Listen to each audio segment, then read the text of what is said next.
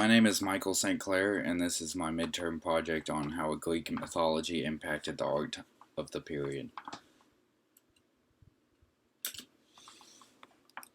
Greek mythology began with the creation myth. The most complete of these is Theogony, from the Greek poet Hesiod, who lived around 8th century BCE. Greek art as we know it today originated between 750 and 300 BCE. What we know today as quote-unquote mythology was basically the religion for their culture. Just as Christians seek God, the Greeks seek theirs, and so on. Greek mythology distinguishes itself from other ancient religions in a couple of different ways. The Greek gods resembled humans in form and showed feelings of the like. Unlike religions such as Judaism or Hinduism, Greek mythology did not involve spiritual teachings. It also had a variety of practices, with no formal structure such as a church for the Catholics or temples. There was also no written code or sacred book, only groupings of tales or poems that told the god stories. This is a sculpture that was recovered from the Sea of Cape Artemission, made of bronze. The sculpture is thought to depict Zeus or Poseidon, although there are still debates as to which god it is. Some think it is Zeus because of the way his hand is holding, showing that he could be throwing a thunderbolt, while people of the like think it is Poseidon because the same thing with trident in hand.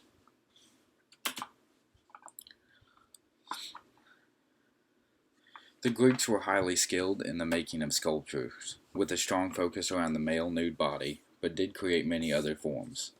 Pottery was very popular, as well as paintings. In our day and age, when we look back at the Greeks, we see mainly sculpture and pottery, as many of the paintings from this time period have to be reconstructed due to the lack of original survivors. The earliest of Greek art is generally excluded from our recognition of what we know today as Greek art, and is instead known as Aegean art, or the Greek Bronze Age. There are 4 periods known today of Greek art: geometric, archaic, classical, and Hellenistic. Laocoon and his sons, pictured on the right, is a life-size marble statue that depicts a Trojan priest named Laocoon together with his sons, being attacked by sea serpents. 3 Greek sculptors from the island of Rhodes, Alexander, Polydoros, and Athenodorus, created the piece. These 3 are also very well known from their time period. On the left you see the Colossus of Rhodes, which is very well known as well. It stood outside the island of Rhodes. It represents the Greek titan Helios. The statue was created sometime between 292 and 280 BCE. Considered to be one of the 7 wonders of the ancient world, it was destroyed in an earthquake that hit Rhodes in 226 BCE. Pictured here are different pieces of art from each of the periods we recognize. On the left you have geometric with a piece of pottery having very symmetrical edges, not edges, but drawings and lines. To the right of that you have the calf bearer is what the statue is called, from the archaic period.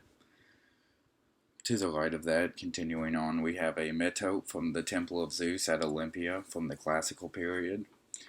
And on the far right, we have what is called the Winged Victory from the Hellenistic period. This shows Nike's wings.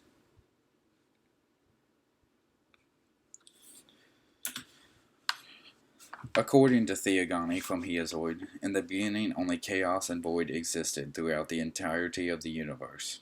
Chaos was followed by Gaia, meaning earth, and Eros, or love. Gaia was the home of the gods.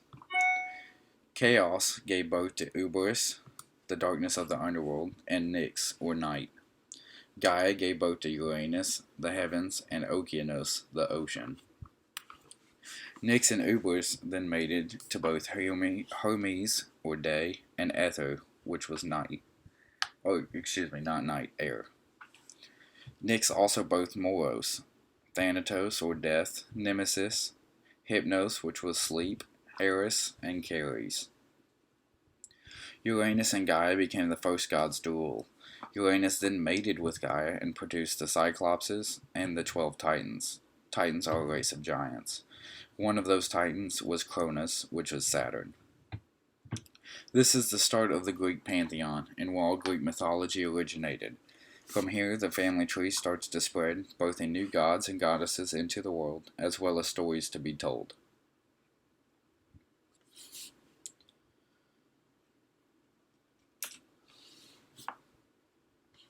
Just as we learned earlier this semester, art is widely influenced by religion in all cultures.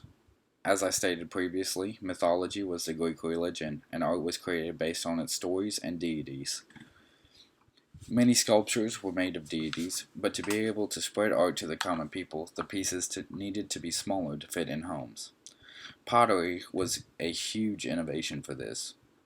Pots were used as everyday items, so people already needed them.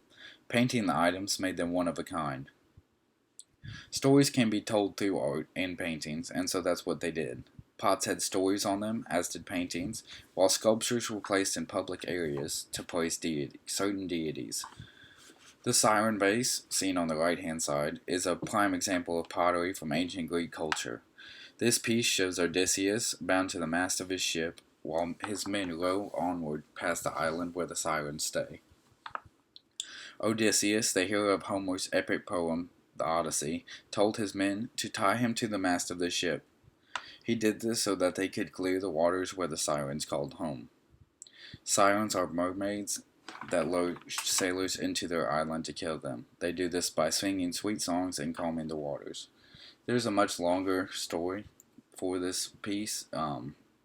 It has his shipmen putting wax in their ears so they can't hear the sirens, so they keep rowing onward, while Odysseus is the only one that can hear them. He tied himself to the mast of his ship, and he told his men that if he says to let him down, so he can go towards the island to tie him or bound him with even more rope. On the left-hand side, we see a painting of Aphrodite and Ares resting in bed, while Satyrs and Eros, or their children, play with Ares as weapons.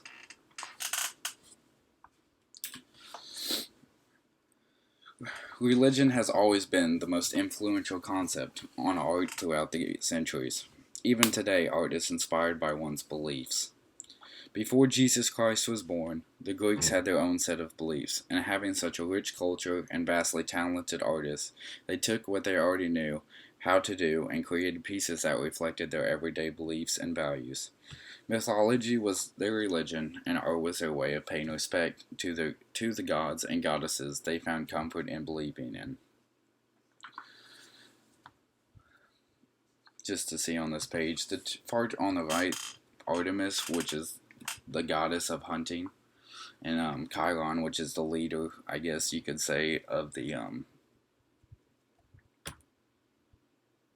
I can't even think of what they're called. Centaurs, excuse me.